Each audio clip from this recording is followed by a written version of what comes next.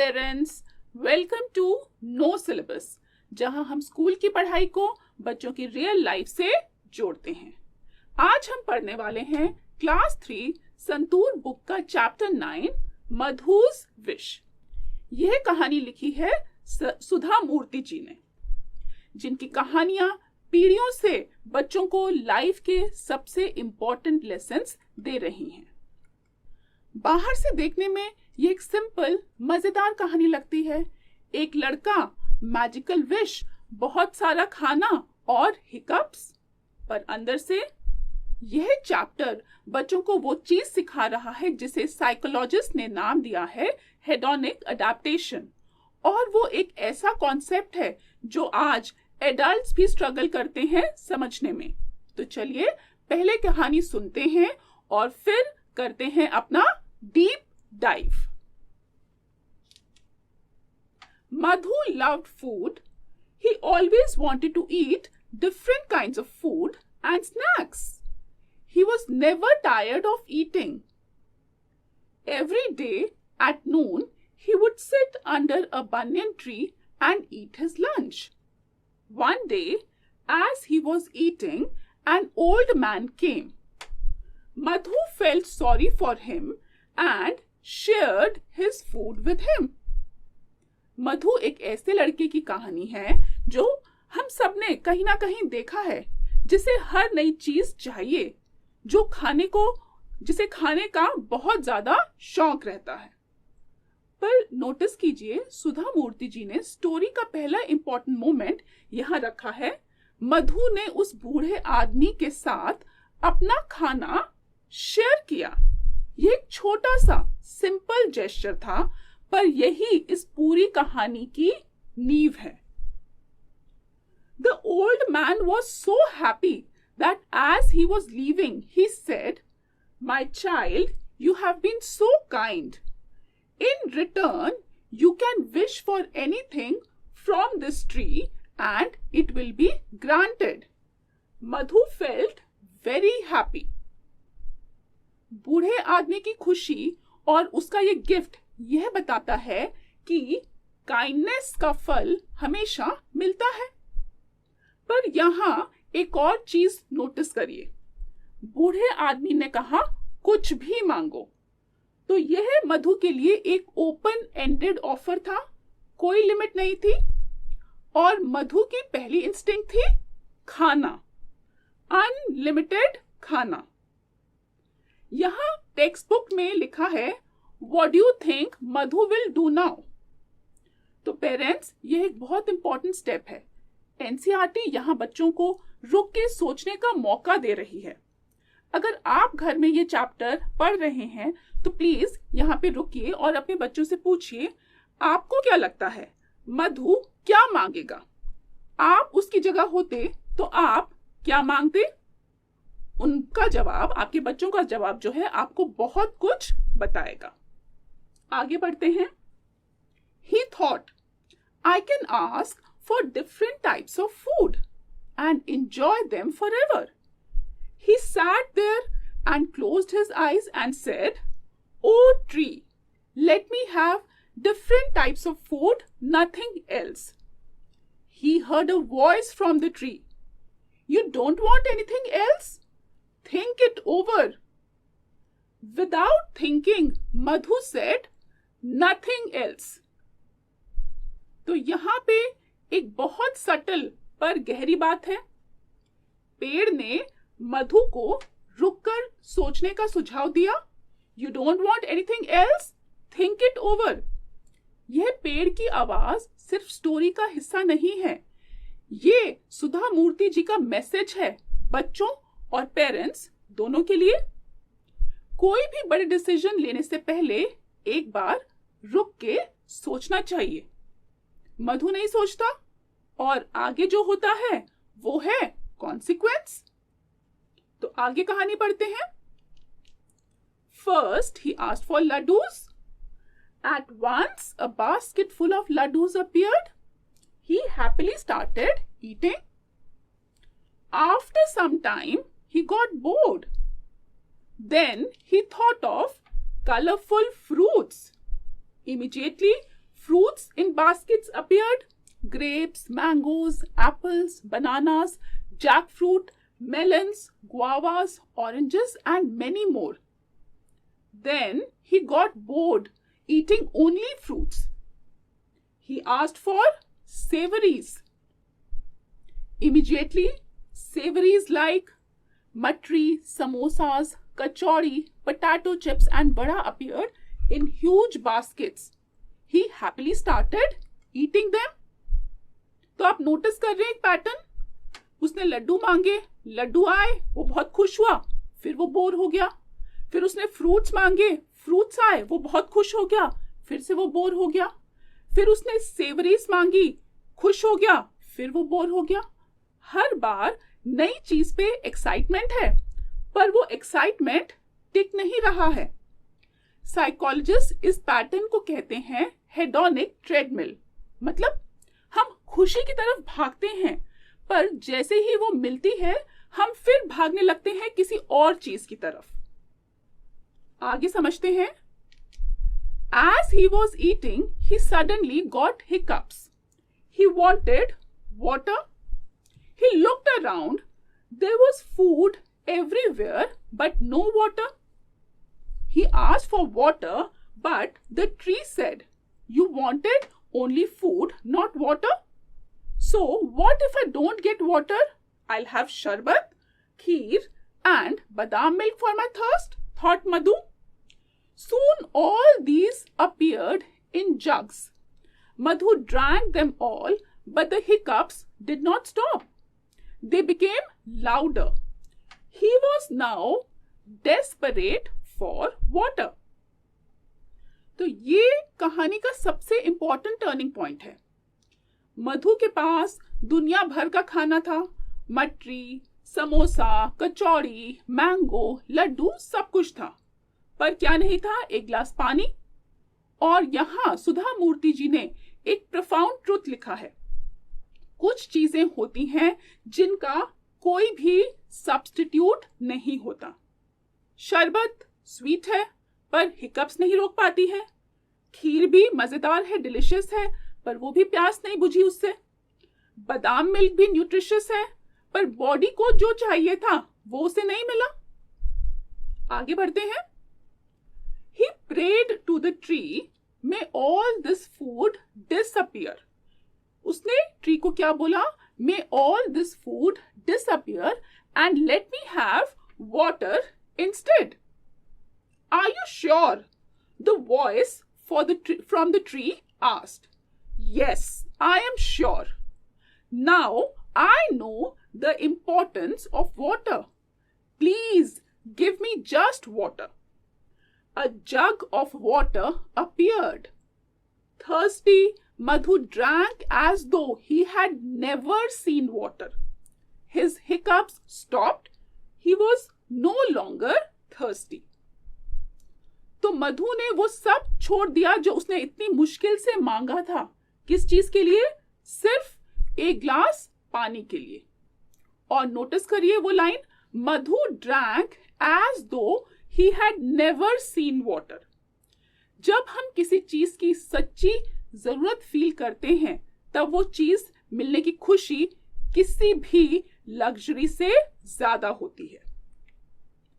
तो पेरेंट्स, अब हम आते हैं हमारे सबसे फेवरेट सेक्शन पर, that is the deep dive. अब बाहर से देखने में ये एक एंटरटेनिंग फूड फैंटेसी स्टोरी लगती है, पर जो इस कहानी की राइटर हैं सुधा मूर्ति जी, जो कि एक एजुकेटर भी हैं, उन्होंने इस कहानी में 3 ऐसी चीजें इम्बेड की हैं जो बच्चों की इमोशनल और कॉग्निटिव वायरिंग के लिए फाउंडेशन बनाती हैं. तो चलिए देखते हैं कि वो इंपॉर्टेंट चीजें क्या क्या हैं. तो पहली चीज ये कहानी हमें बताती है about generosity as the gateway to abundance. क्या मतलब है इसका? जेनरोसिटी के बारे में एक बहुत पुराना और यूनिवर्सल ट्रुथ ये होता है कि जो देता है उसे मिलता है. मधु ने अपना खाना शेयर किया बिना किसी एक्सपेक्टेशन के, और उसकी वजह से उसे क्या मिला? एक मैजिकल विश। तो ये सिर्फ एक फेरी टेल मैकेनिक नहीं है, ये बच्चों के दिमाग में प्रो सोशल बिहेवियर का एक मॉडल प्लांट कर रहा है। साइकोलॉजी में इसे कहते हैं हेल्पर्स हाई। जब हम किसी की मदद करते हैं तो हमारे ब्रेन में डोपामिन रिलीज होती है। वही गुड फीलिंग रियल है और फिक्शनल नहीं है। पर बच्चों को ये मैकेनिज्म एक्सप्लिसिटली बताने की जरूरत नहीं होती। जब वो मधु की कहानी सुनते हैं कि उसने शेयर किया और कुछ अनएक्सपेक्टेड अच्छा मिला, उनका दिमाग इंटरनली इस बात को रजिस्टर करता है कि sharing is equal to what, good outcome. यह एसोसिएशन एक बार बना तो उनके बिहेवियर को क्वाइटली शेप करता है। बच्चा 8-9 साल का होता है। यह वो उम्र होती है जब बच्चे नेचुरली सेल्फिश फेज में होते हैं। यह डेवलपमेंट साइकोलॉजी का डॉक्यूमेंटेड स्टेज है। इस उम्र में जेनरोसिटी को पनिश या लेक्चर करके नहीं, बल्कि स्टोरीज के जरिए प्लांट करना ज्यादा इफेक्टिव है। सुधा मूर्ति जी एग्जैक्टली यही कर रही हैं। अब अगली चीज की बात करते हैं, दैट इज हमने इस स्टोरी में देखा हेडोनिक अडेप्टेशन, मतलब कि खुशी टिकी क्यों नहीं रहती। यह इस चैप्टर की सबसे सोफिस्टिकेटेड साइकोलॉजिकल लेसन है और ऑनेस्टली वो एक कॉन्सेप्ट है जिसे एडल्ट्स भी पूरी तरह अभी तक समझ नहीं पाते हैं। आपने स्टोरी में पैटर्न देखा था, लड्डू मिले बोर हो गया, फ्रूट्स मिले फिर वो बोर हो गया, सेवरीज मिली फिर वो बोर हो गया। तो साइकोलॉजिस्ट इस फिनोमेना को कहते हैं हेडोनिक अडेप्टेशन या हेडोनिक ट्रेडमिल।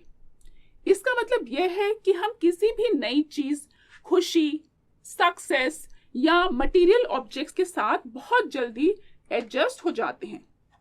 जो आज एक्साइटिंग लगता है वो कल नॉर्मल हो जाता है और हम फिर से किसी नई चीज की तरफ भागने लगते हैं। बच्चों के लिए ये कॉन्सेप्ट्स इतना रिलेटेबल है बिकॉज वो दिवाली पे नए टॉयज मांगते हैं, एक हफ्ते में उससे बोर हो जाते हैं, इग्नोर करते हैं। वो एक नई कार्टून सीरीज डिस्कवर करते हैं, 3 दिन में बोर हो जाते हैं। वो एक स्पेसिफिक टिफिन मांगते हैं, कुछ दिन बाद कुछ और चाहिए होता है। तो इस कहानी में बच्चा ये पैटर्न मधु में देख सकता है, सेफ डिस्टेंस से, और खुद भी रिकॉग्नाइज कर सकता है कि मैं भी कभी कभी ऐसा करता हूं। यह रिकॉग्निशन की सैटिस्फैक्शन टेम्पररी होता है, बच्चों को इमोशनली प्रिपेयर करता है फ्रस्ट्रेशन के लिए जब नई चीज का एक्साइटमेंट फेड हो जाता है। यह फ्रस्ट्रेशन टॉलरेंस का फाउंडेशन है और लॉन्ग टर्म हैप्पीनेस का एक इंपॉर्टेंट इंग्रेडिएंट है। तीसरी इंपॉर्टेंट चीज जो हमने इस स्टोरी में डिस्कवर करी है, that is need versus want. सबसे जरूरी चीज वो होती है जो हम मांगते नहीं। यह चैप्टर का क्लाइमेक्स सिर्फ हिकअप्स की प्रॉब्लम नहीं है, यह एक प्रोफाउंड क्वेश्चन है। क्या हम जानते हैं हमें एक्चुअली क्या चाहिए? मधु को दुनिया भर का खाना मिला पर वो चीज नहीं मिली जिसके बिना कोई नहीं रह सकता, और वो चीज क्या है? पानी।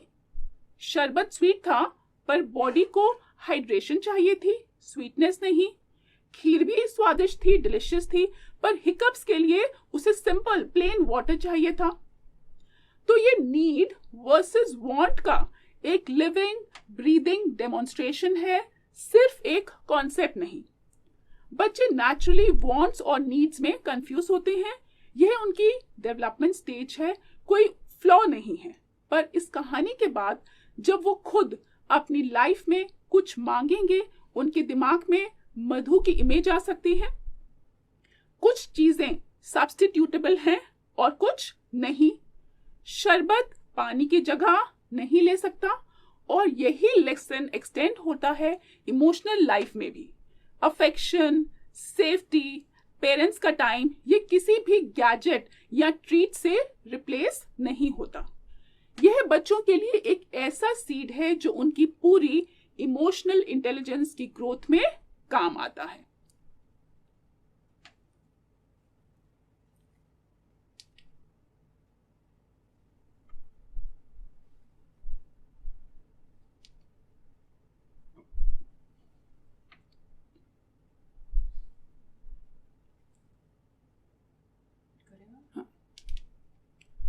नेक्स्ट हम एक एनालॉजी ड्रॉ करते हैं। अभी और चाहिए द स्क्रीन टाइम लूप। सोचिए आपका बच्चा दोपहर को स्क्रीन टाइम लेके बैठा है। आप कहते हैं बस 30 मिनट्स, 30 मिनट्स बाद बस 5 और मिनट, 5 मिनट बाद बस ये एपिसोड खत्म होने दो। आप जानते हैं ये कहां खत्म होता है? तो एक बार अपने बच्चे के साथ मधु का पैटर्न ड्रॉ करिए। कागज पे लिख दीजिए लड्डूस बोर, फ्रूट्स बोर, सेवरीज बोर। फिर बच्चे से पूछिए आपको क्या लगता है मधु को एंड में बेटर फील क्यों हुआ? एक ग्लास पानी से। बच्चा जब खुद इस क्वेश्चन का जवाब ढूंढेगा वो स्क्रीन टाइम लूप को अपनी लाइफ में आइडेंटिफाई करना शुरू कर देगा। आपको लेक्चर देने की जरूरत नहीं पड़ेगी। सेकंड एनालॉजी, नई पेंसिल बॉक्स के बाद द नॉवेल्टी ट्रैप। साल के शुरू में नई स्टेशनरी चाहिए होती है, नया पेंसिल बॉक्स, नए मार्कर्स, नई नोटबुक। बच्चा बहुत एक्साइटेड होता है, सब कुछ केयरफुली यूज करता है। फिर 3 हफ्ते बाद पेंसिल बॉक्स कहीं पड़ा है, मार्कर्स का ढक्कन खुला हुआ है और वो पूछ रहा है कि क्या हम नए वाले ले सकते हैं? तो ये एक नेचुरल साइकोलॉजिकल पैटर्न है, एडल्ट्स में भी होता है।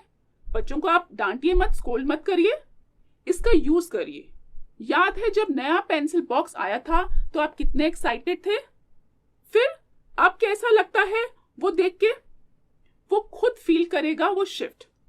फिर मधु की कहानी कनेक्ट करिए। ठीक यही मधु के साथ हुआ था, लड्डूस के साथ, फ्रूट्स के साथ। यह रिकॉग्निशन बिना लेक्चर के ज्यादा पावरफुल होता है। अब आते हैं हम अपनी थर्ड एनालॉजी पे। एग्जाम के बाद need versus want in real time. Exams खत्म हुए, बच्चा थका हुआ है, वो कहता है मुझे नया फोन चाहिए या मुझे बाहर खाना खाना है। आप सोचते हैं ये वांट है या नीड? यह परफेक्ट मोमेंट है नीड वर्सेस वांट कन्वर्सेशन के लिए, बिना इस कॉन्सेप्ट को एक्सप्लेन किए।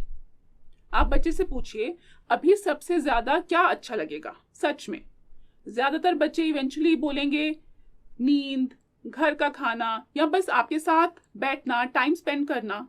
वो खुद डिस्कवर करते हैं कि उनकी वांट कुछ और थी पर उनकी नीड कुछ और थी। मधु ने स्टोरी में पानी के लिए सारा खाना छोड़ा।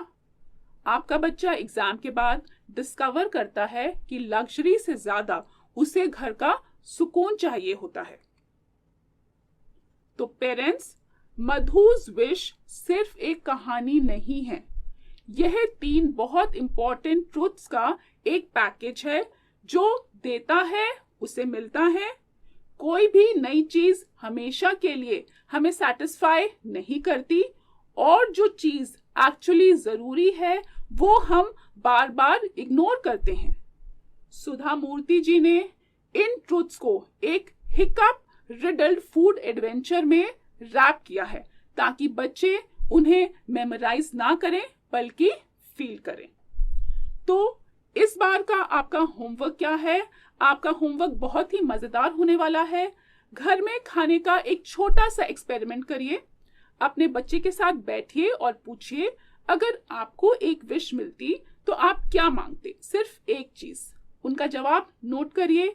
1 हफ्ते बाद वही सवाल फिर पूछिए, देखिए क्या जवाब बदला और फिर मधु की कहानी याद दिलाइए। कन्वर्सेशन खुद हो जाएगा। तो पेरेंट्स, आप डाउनलोड कर सकते हैं नो सिलेबस चैप्टर 9 की वर्कशीट, जिसमें आपको बहुत सारी एक्टिविटीज मिलेंगी जो आप बच्चों के साथ इंटरेस्टिंग वे में कर सकते हैं।